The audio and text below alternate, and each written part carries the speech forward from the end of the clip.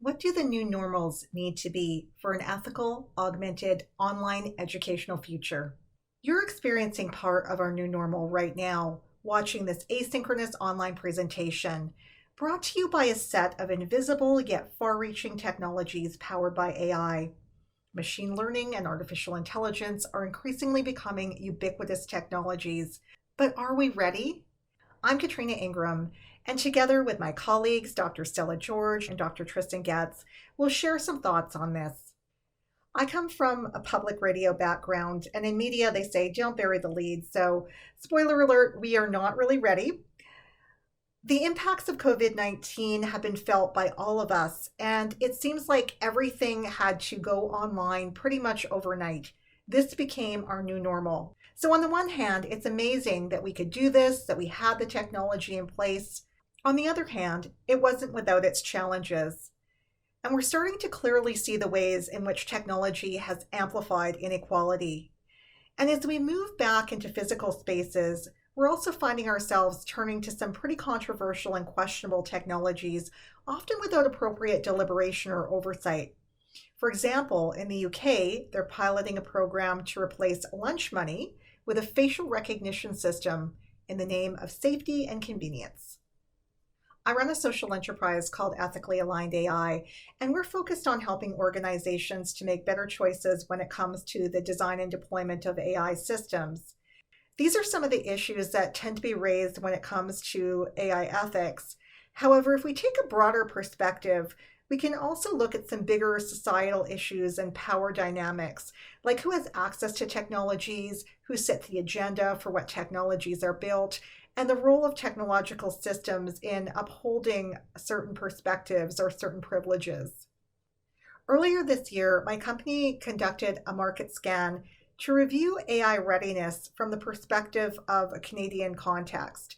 We did one-on-one interviews with 28 organizations that represented a broad range of businesses and government, financial services, insurance companies, telecom sector. We decided to go broad, not deep, and we did a snowball sampling. And we spoke with board members, management, staff, and consultants. There were 9 women in our study, 6 people of color in our sample, and over half of the organizations were larger, with over 500 employees, but we also interviewed some small and mid-sized organizations as well. These are some of the findings. So generally speaking, we found that companies were somewhat aware about AI, but not really as aware about artificial intelligence ethics specifically. And while they could appreciate some of the reputational risks, they had a harder time connecting these issues to where they were at in terms of their own business. There seemed to be a high interest across all the sectors in using AI, but really we found that this field is in its infancy. Our report goes into a few more details about our findings. And as with any study, there are, of course, limitations. But this provides a bit of a snapshot as to market readiness around AI ethics in Canada. We also took a look at the regulatory environment in Canada. And while in some cases Canada has been a leader in terms of putting in place a pan-Canadian strategy for AI led by CFAR, this is primarily an R&D and economic focus rather than a more expansive look at regulation. Canada was also early in having a Treasury Board directive on automated decision-making systems, but this is very much a directive, not regulation. And in many cases, it's not always followed. There's also a proposed digital charter, proposed upgrades to the privacy bill, and strategies that are taking place at a provincial level. But what seems to be missing in terms of AI regulation is some kind of overarching perspective. These issues don't fit neatly into any one category. It's not just about privacy, it's not just about antitrust, and so what we need is a more comprehensive perspective, and that doesn't seem to be something that's in the current policy environment yet. So that's a little bit about the Canadian market context. I'm now going to hand off to my colleague, Dr. Stella George, who will take us through some of the other issues that we're seeing. There's clearly a need for artificial intelligence use and integration in education. A need for more education around artificial intelligence is also quite clear. But all's not equal in the digital world. All over the world, access to what is now an essential utility is being addressed, but many do not have this same access. Looking just at the G20 from the OECD website here, we can see that Canada appears to be doing quite well, with 94.7% of households that it measured having some access to the internet, but that could be dial-up. So if we compare this to the 37% of rural Alberta homes that meet a more practical federal government basic service speed of download at 50 megabits a second and upload at 10, we can see that all is not as it seems. And this is Alberta, so if this is happening here, then it's most likely the case in other areas of the world too. So why does this matter? Well, it's not for Netflix or Spotify or even for the memes or the cute kittens. It really matters for education. If we put aside the first new normal, which is now ubiquitous and reliable access to the internet and the services that that implies, we can turn to a second new normal, and that is, how good is public understanding of what drives this technology? Media across the board has polarised coverage about artificial intelligence and its uses, both in fact and fiction. Think the Terminator series, or AI, or Her, or killer robots versus near-perfect breast cancer detection. Satan or saviour, you decide, but certainly don't rely on the media to educate you in the math or the science of it all. The public are aware of some benefits and many of the risks of integrating AI, but there's still not enough general knowledge about AI that a reasonable discourse can happen. What's needed is a more nuanced and informed dialogue when AI is being considered.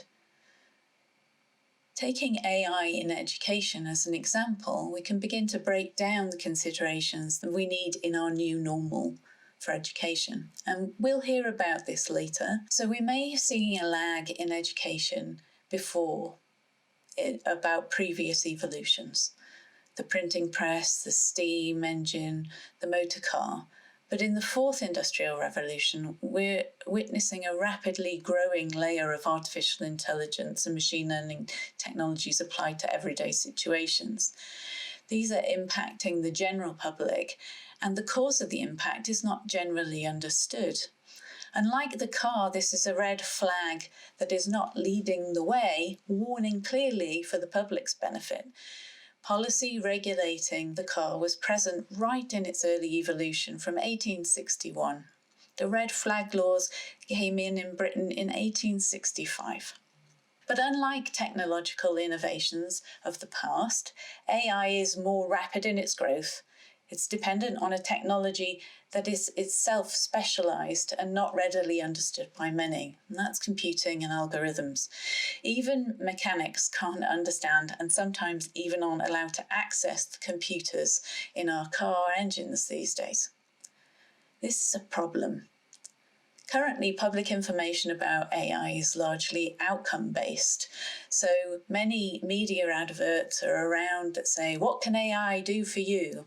This is all focused at businesses and organisations and not towards individuals of the public.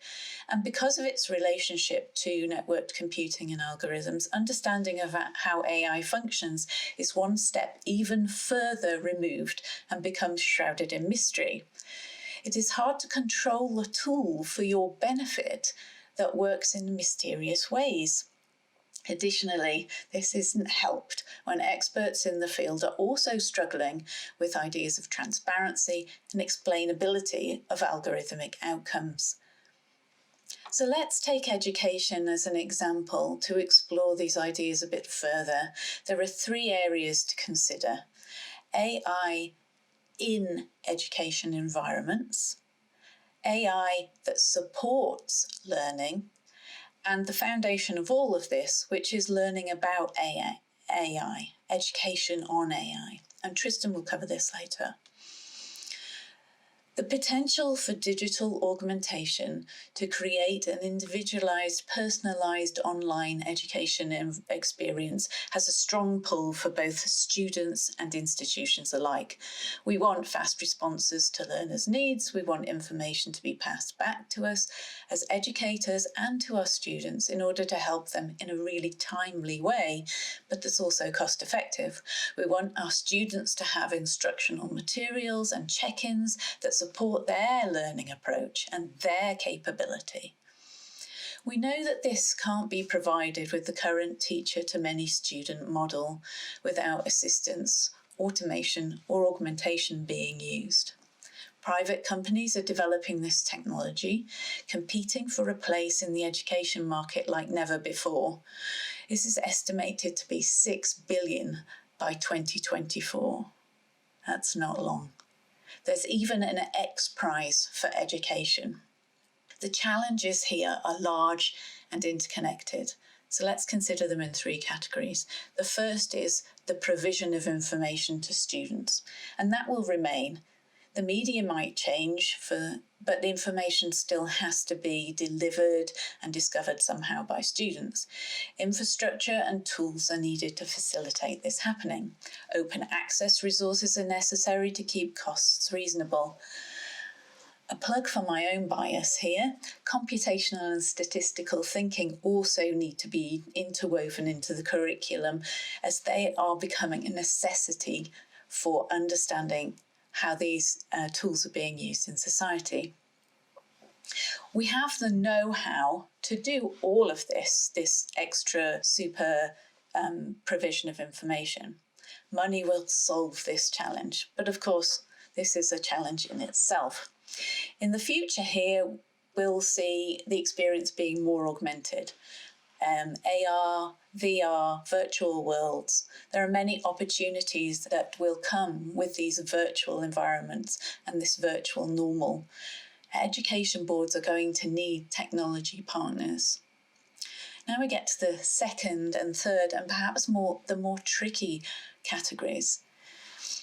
These automatic assistance systems need data to feed them, and that data is about individuals. Data security and data privacy are the main issues here. Security is a current issue, hopefully fully on the agenda of everyone. Privacy is another matter, not yet really considered widely. If we think about why this is important, capturing the data is the first start of these systems using data to function. If it's wanted, every keystroke, mouse click, response, text or verbal, every eye movement, every facial affect, every hesitancy, every time taken, duration on an app, etc. can be captured. The decision will become more about an opt-out than an opt-in as technology advances. So the first is, how much privacy do we want to create when we're capturing data? The second is use of the data.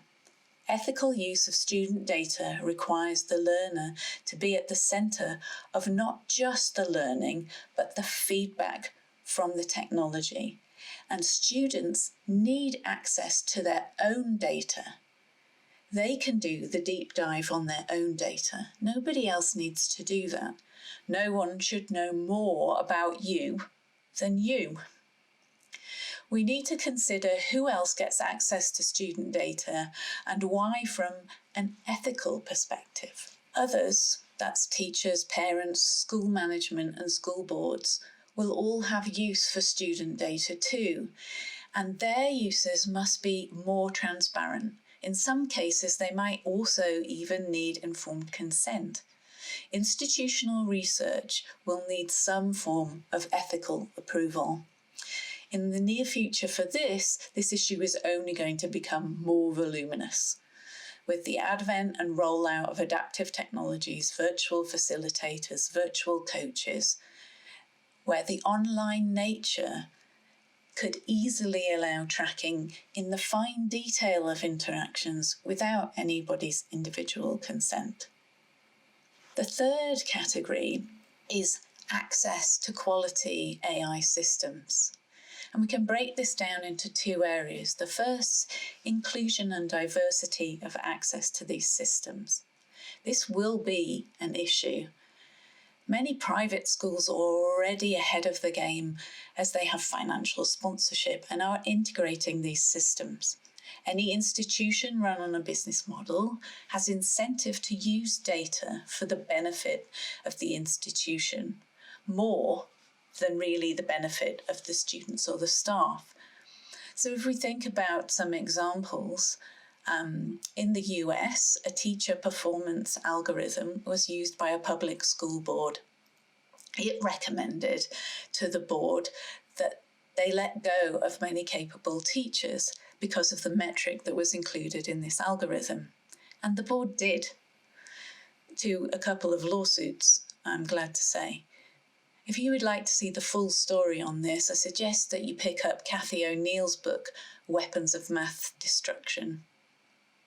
Another example is concerns raised with the use of automated enrolment assessment to manipulate enrolments that have fewer financial exposures for the institution itself. This type of software is estimated to be used in over 700 higher education institutions in the US. It has allowed institutions to increase their enrolment but decrease their sponsorship. Even with more ethical algorithms, ones that have good intent, bias and discrimination rooted in unsuitable learning data, training data, has resulted in many examples of low-quality systems that disadvantage some over others. Probably the most prominent in the press is facial recognition, not detecting people of colour, in particular women of colour. When procuring and operating these systems, there's going to be a buyer responsibility on ensuring that they're doing good and not unintended harm. Checks on the transparency, auditability, and accountability are all part of the purchasing decision-making in the future. So clearly, new normals will be required to support augmented online learning so that it can remain ethical. Augmented online education must be learner-centred. Students are included in the system and have access to their own data. Data privacy must be considered in addition to data security. At AU, we're researching solutions to achieve a selectively permeable membrane for data access for students and for institutions from a central, very secure data system. We have students ourselves at AU and we want to empower them and support them with these systems too. When we're designing these technologies, ethical objectives are central to our considerations.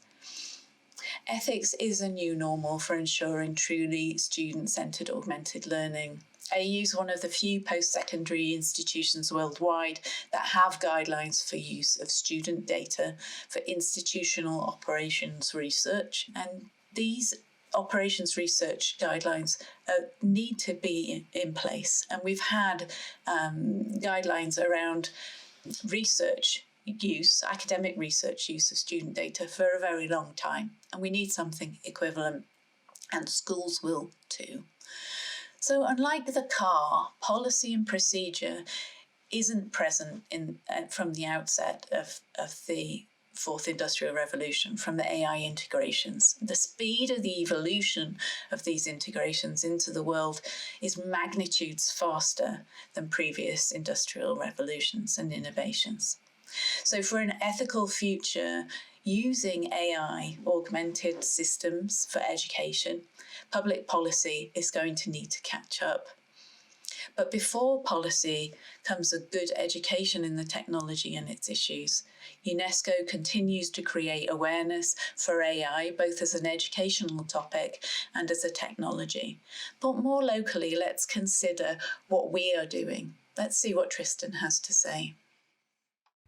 So, with all of that said, where does that leave us? What are these new normals that we are forging somewhat without really reflecting on what we're doing?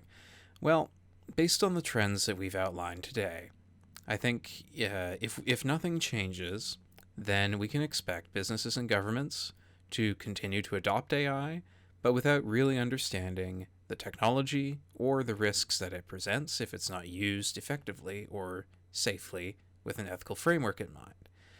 Secondly, the disciplinary divisions in how we understand the technology and its limits and risks will continue to deepen.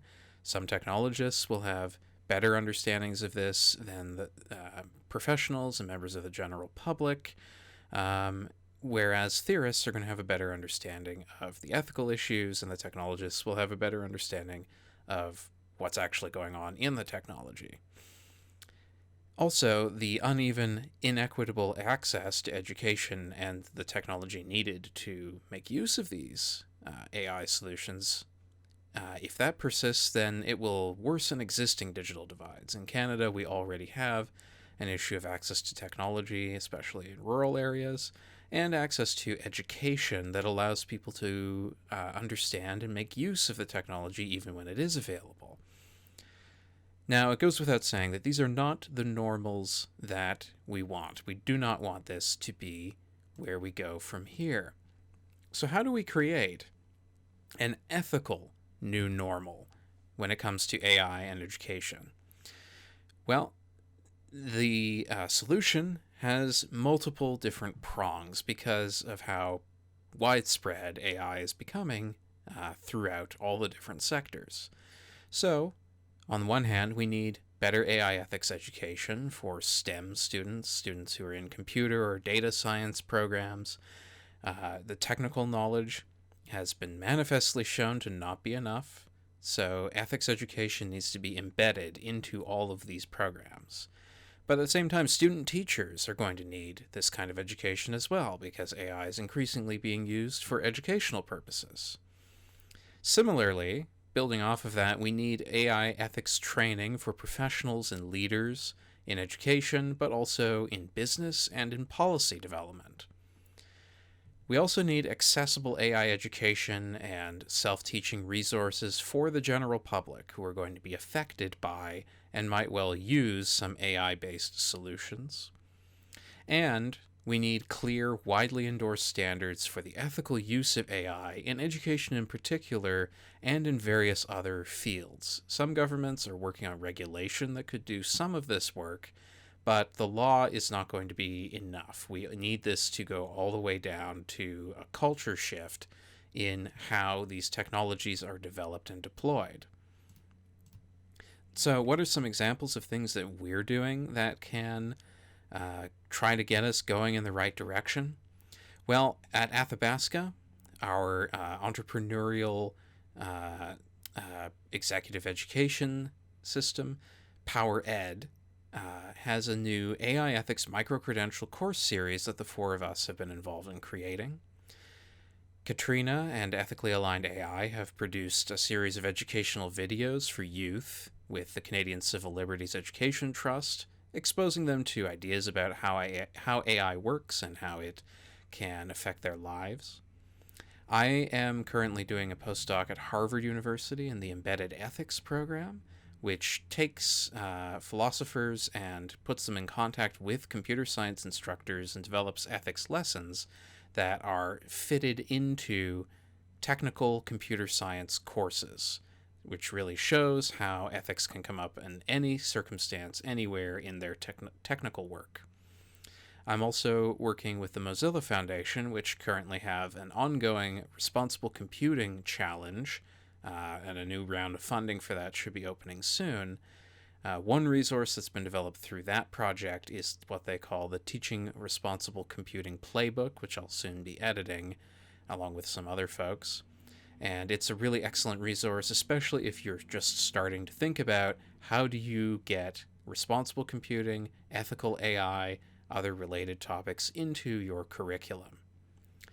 Thanks very much for listening to our presentation. We look very much forward to answering your questions.